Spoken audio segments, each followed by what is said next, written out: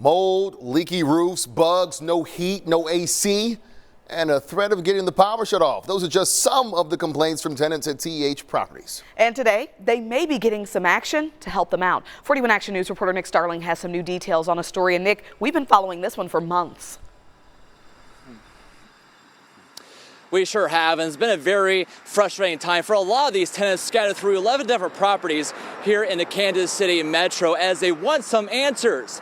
They may get some as U.S. Senator Josh Hawley wants an investigation. If I'm not at home and I come home, I literally have a puddle of water on my floor from the rain coming down. Kenya Rollins. My apartment is infested. They do not come out to fix the problems when we want them to fix it. I've went without heat for a whole month. Denise Hubbard Bailey. My basement floods all the time. It ruined my washing machine and dryer, so ruined everything that was in my basement. My door hangs, never got it fixed yet. And Edith Shepard are just 3 of thousands of people impacted by what they call poor living conditions at TEH Realty owned properties in the KC area. I tell the managers stuff, but they can't do anything unless the owners, give them funds to fix up our place. It's these complaints drawing the attention of Missouri Senator Josh Hawley. He now wants a federal investigation from the U.S. Attorney and the U.S. Department of Housing and Urban Development.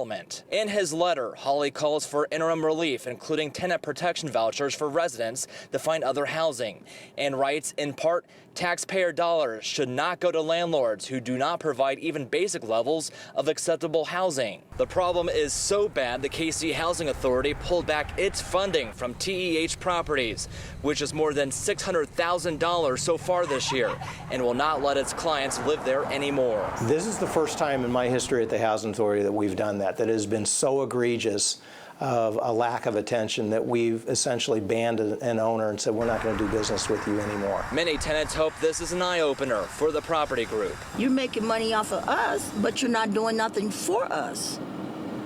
And that's not fair. Those tenants also wondering where the money is going. They're paying their rent, but nothing is getting fixed. We did reach out to that property group many times a day. We have yet to hear back. Reporting live in Raytown, Nick Starling, 41 Action News.